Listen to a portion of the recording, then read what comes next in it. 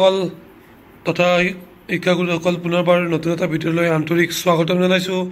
শ্ৰদ্ধাৰ শিক্ষাগুৰুসকল লগতে মৰমৰ ছাত্ৰ ছাত্ৰীসকল, আজি আমি এই লেচনটো জনসংখ্যা বৃদ্ধি আৰু বিতৰণ এই লেচনটোৰ সকলো কিতাপত থকা কুৱেশ্যন এনচাৰ আমি উত্তৰ কৰিম, কুৱেশ্যন এনচাৰ আৰু কৰিম। এইটো জনসংখ্যা বৃদ্ধি মানে কি, এইবিলাক যিবিলাক আছে সকলো ধৰণৰ উত্তৰ এই ভিডিঅ'টোৰ জৰিয়তে পাব। ভিডিঅ'টো স্কিপ নকৰিব।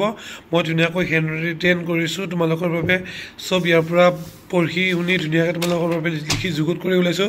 তোমালোকে ইয়াতে চাব পৰা এনেকৈ ধুনীয়াকৈ লিখিছোঁ। মই ভিডিঅ'টো তোমালোকক ধুনীয়াকৈ A to Z দি দিম। তোমালোকে কি কাম কৰিবা, ধুনীয়াকৈ নিজৰ টকা বহীত টুকি ল'বা আৰু ভিডিঅ'টো শ্বেয়াৰ কৰিবা আৰু ভাল পালে লাইক কৰি দিবা। A to Z ছ'চিয়েল চায়েন্সৰ এনচাৰ এই চেনেলটোত পাই যাবা। পোনপ্ৰথমে মই ক্ৰিয়াকলাপৰ এইকেইটা উত্তৰ কৰাৰ আগতে মই ফাৰ্ষ্ট এইকেইটা উত্তৰ তোমালোকক কৈ দিছোঁ। ইয়াতে দিয়া আছে, তোমালোকে চোৱা কোনটো অঞ্চলত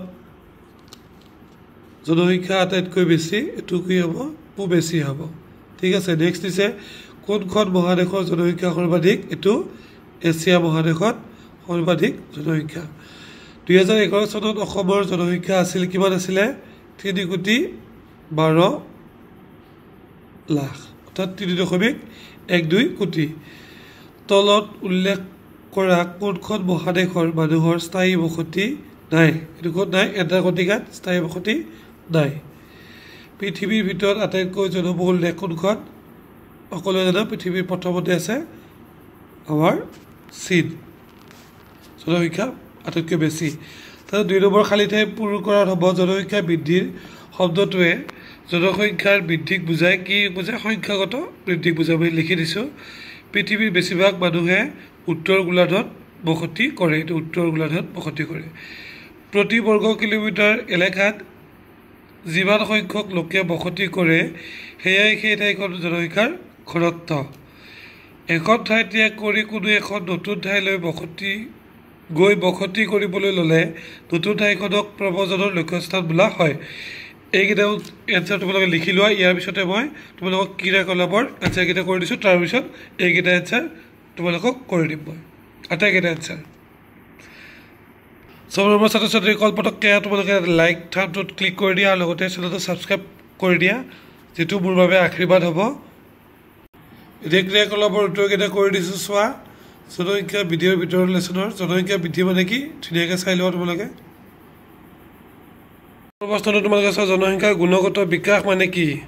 জনসংখ্যাৰ গুণগত বিকাশ বুলিলে মানুহৰ কি আছে, মাত্ৰ সংখ্যাগত বৃদ্ধি নহয়, কি কি বৃদ্ধি হ'ব, এইটো তেওঁলোকৰ শিক্ষাৰ স্তৰ, স্বাস্থ্য, দক্ষতা আৰু জীৱনৰ মান উন্নত কৰাৰ প্ৰক্ৰিয়া, অৰ্থাৎ জনসংখ্যাক মানৱ সম্পদলৈ ৰূপান্তৰ কৰা।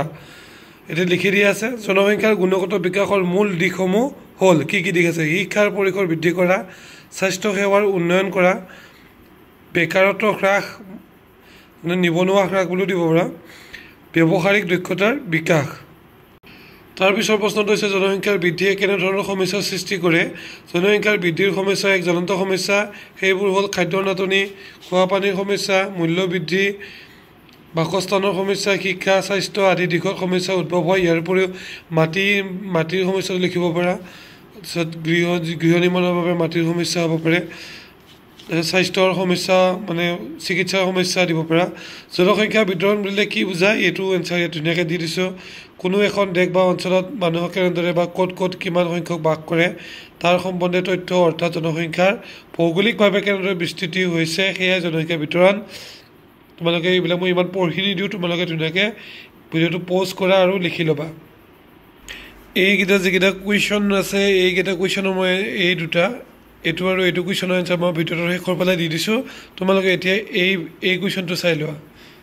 এই কুৱেশ্যনটো কি দি আছে, ঘনবসতিৰ বাবে উদ্ভৱ হোৱা সমস্যা লাঘৱ কৰাৰ কাৰণে কি কি ব্যৱস্থা ল'ব পৰা যায় উল্লেখ কৰা। অকণমান ঠাই এৰি দিয়া, সেইখিনি লাষ্টত ভিডিঅ'টো পাই যাবা।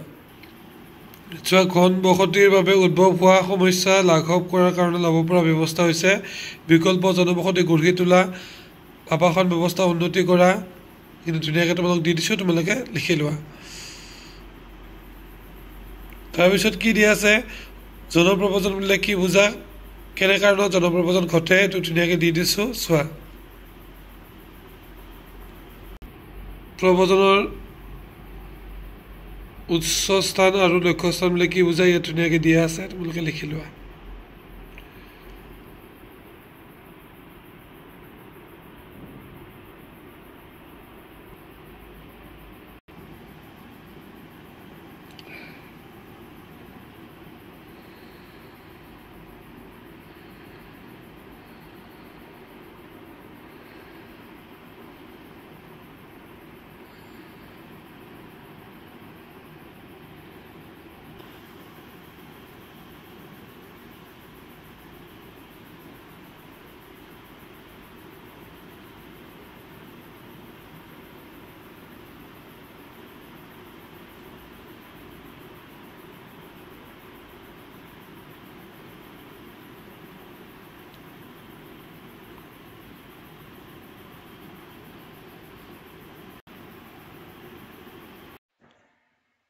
যিকেইটা কুৱেশ্যন এনচাৰ ৰৈ গৈছিলে মই ইয়াত ধুনীয়াকৈ দি দিছোঁ, তোমালোকে চাব পাৰা। এইটো ক্ৰিয়াকলাপৰ উত্তৰ জনবসতি কেন্দ্ৰীয় পৃথকীকৰণ, তোমালোকে এজ পাৰ ইউৰ নিড পজ কৰি ল'বা ভিডিঅ'টো, আৰু এইখিনি হৈছে তোমালোকৰ উত্তৰ।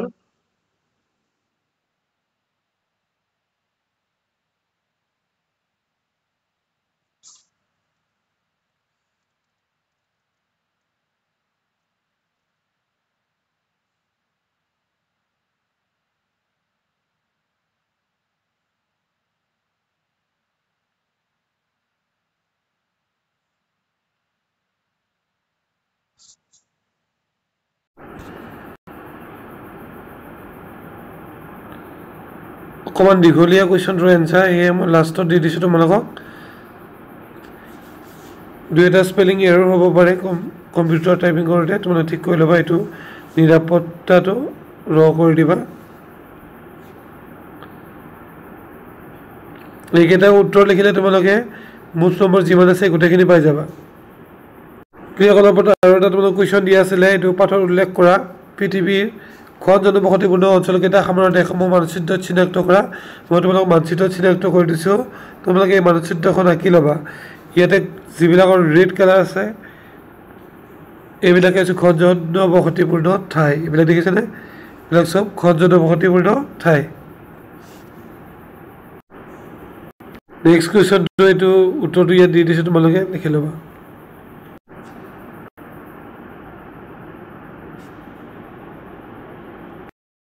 বন্ধুসকল তথা মনোমৰ শিক্ষাৰ্থীসকল, এতিয়া তোমালোকে অনুশীলনত থকা চমু টকাকেইটা ইয়াৰ পৰা লিখি লোৱা।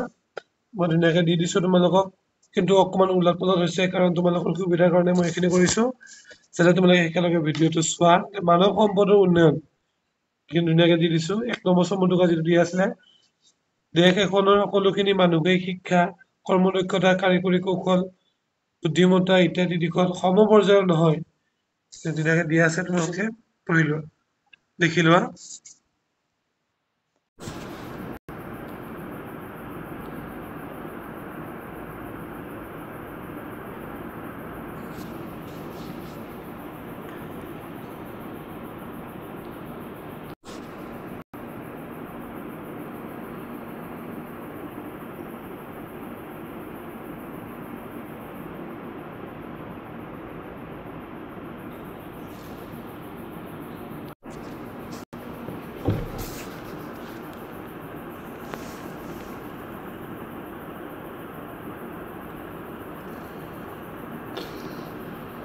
যদি তোমালোকক এই PDF-টো লাগে তেতিয়া ভিডিঅ'টোৰ কমেণ্টত তোমালোকে কমেণ্ট কৰি জনাই দিবা, মই তোমালোকক PDF-টো দি দিম।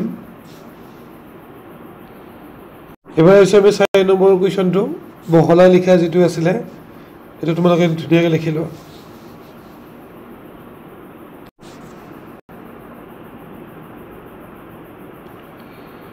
জনপ্ৰব্ৰজনৰ কাৰণসমূহ হ'ল ধুনীয়াকৈ দি আছে।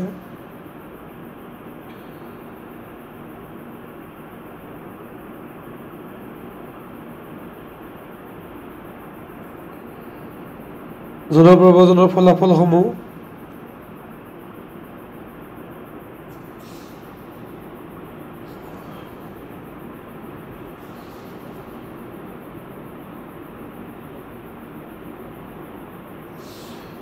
এতিয়া ভিডিঅ'টো শেষত পাব তোমালোক প্ৰকল্প কাৰ্য যিটো দি আছে, সেই উত্তৰটো মই অলপ নমুনা হিচাপে তোমালোকক দি দিছোঁ।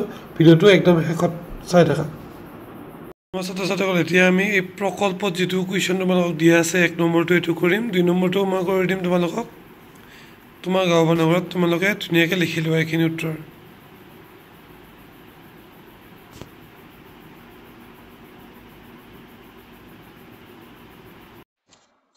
যিটো 5 নম্বৰৰ খটো উত্তৰ হ'ব, তোমাৰ যিটো খ আছে 5 নম্বৰৰ প্ৰকল্প কাৰ্য, তাৰে উত্তৰ।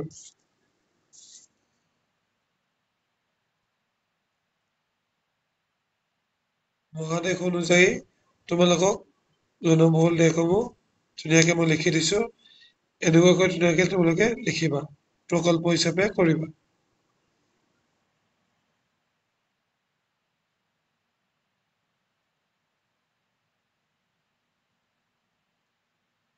যিটো এণ্টাৰ গতিকে আছে, এইটো অকণমান কিবা হৈছে এণ্টাৰ গতিকে, এইটো জনসংখ্যা নাই বুলি কিবা কেৱল গৱেষণা কেন্দ্ৰ বুলি দিবা এইটো চ' এইখিনি আছিলে যে ভিডিঅ'টো যদি ভিডিঅ'টো ভাল লাগিল অলপ দীঘলীয়া হৈছে তথাপিতো মানে আটাইকেইটা এনচাৰ দিবলৈ মই চেষ্টা কৰিছো চেনেলটো ছাবস্ক্ৰাইব কৰিব বুলি মই আশা কৰিছো আৰু সেয়া হ'ব মোৰ বাবে তোমালোকৰ পৰা আশীৰ্বাদ ধন্যবাদ